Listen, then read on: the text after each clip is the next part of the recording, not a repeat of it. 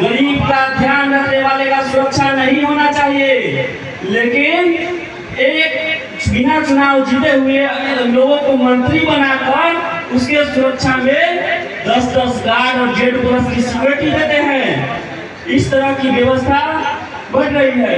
अपराध का ग्राफ आप देखिए, मीनापुर में जब से सत्ता परिवर्तन हुआ है, अपराध आए दिन प्रतिदिन बढ़ते जा रहा है। अपराधी के नाम है, अपराधी को पकड़ने वाला प्रशासन फेलियर है। आखिर किसके इशारों पर अपराधी गिरफ्तार नहीं होती? हत्या तो होती है, लूट तो होती है, छिनतई तो होती है, लेकिन अपराधी कितना पकड़ा जाता है महोदय? अपराधी नहीं पकड़ा जाता है। क्यों नहीं पकड़ा जाता? क्योंकि प्रशासन से लेकर के शासन तक सब लोग मिले हुए हैं। अपराधी जो है चंदा पहुंचाता है प्रशासन को, प्रशासन सत्ता तक पहुंचाने का काम करता है, इसलिए अपराधी बच निकलता है। आए दिनों बेटी बहनों के साथ बलात्कार जैसी घटना घटती रहती है। अभी हाल ही में मीनापुर में 2 बच्चियों का हुआ, उसके साथ गलत किया गया, उसके बाद झूठ भी उसे हत्या करके फेंक दिया गया। हमारे प्रशासन ने क्या बोला? प्रशासन ने कहा कि नहीं, पानी में डूबने की वजह से हुआ है, जबकि उसका रिपोर्ट जब आया था पोस्टमार्टम से, उसके फेफड़े में पानी जैसा कोई बात नहीं था। इस तरह के व्यवस्था जो है मीनापुर में सत्ता परिवर्तन होने के बाद हुआ है साथियों।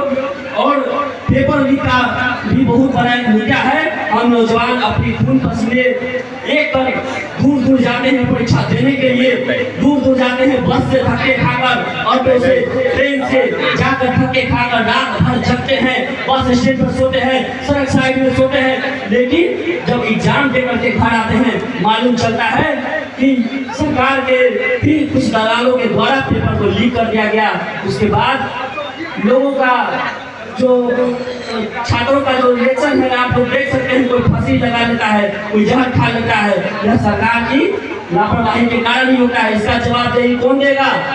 आखिर किसके कहने पर पेपर लीक होता है? किसके कहने पर? दलालों के साथ मिलकर छात्रों के साथ नाइंसाफी होती है। इस पे भी हमें लगाम लगाने की जरूरत है। आज से 4 साल पहले सिविल कोड का फॉर्म भरा गया था, जिसमें मैं भी एक अभ्यर्थी रहा हूँ। 4 साल के बाद एग्जाम लिया गया अपने का। मैं यहाँ से धक्के खा करके गया, वहाँ मोतिहारी में मेरा एग्जाम था, सुबह का एग्जाम था। मैं वहाँ गया, उसके बाद कुछ दिन के बाद मालूम चलता है 4 साल बाद एग्जाम दिया, उसके बाद मालूम चलता है कि पेपर लीक हो गया।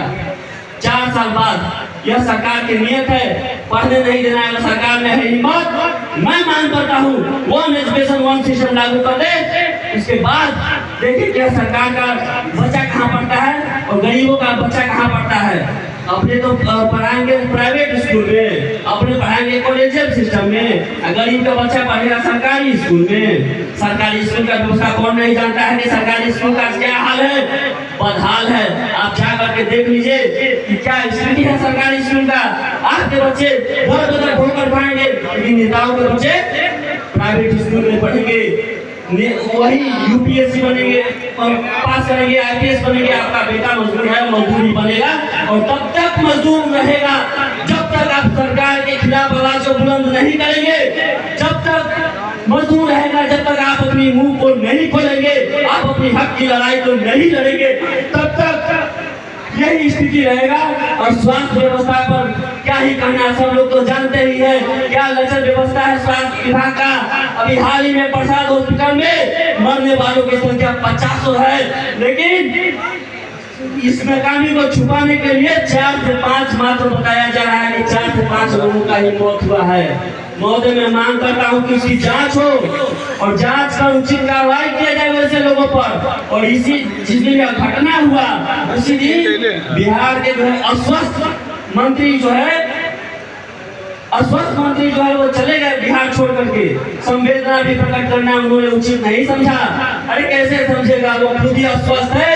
एक अस्वस्थ मंत्री को अगर स्वस्थ मंत्री बना दीजिएगा तो आपकी क्या ही परवाह करेगी। जिसको न बोलने के लूट है, न चलने के लूट है, न स्वास्थ्य व्यवस्था पर तू सब बोल नहीं पाता। हमें सीधा कहीं से भी उठा करके ले आए और उसको स्वास्थ्य मंत्री बना दिए। स्वास्थ्य रखना तो वार्ड का चुनाव जीता, न मुखिया का चुनाव जीता, सीधा वार्ड। वो इससे पहले विधानसभा चुनाव में MLC बन गया। हाँ, MLC MLC के लिए भी उनका भी नाम आगे आया था। जब चुनाव जीते ही नहीं तो उन्हें आखिर मंत्री कैसे बनाएगा, किस आधार पर मंत्री बनाया गया? तो यह परिवारवाद नहीं तो और क्या है? लालू जी परिवारवाद करते हैं, आपने क्या आपने क्लास लिया करते हैं?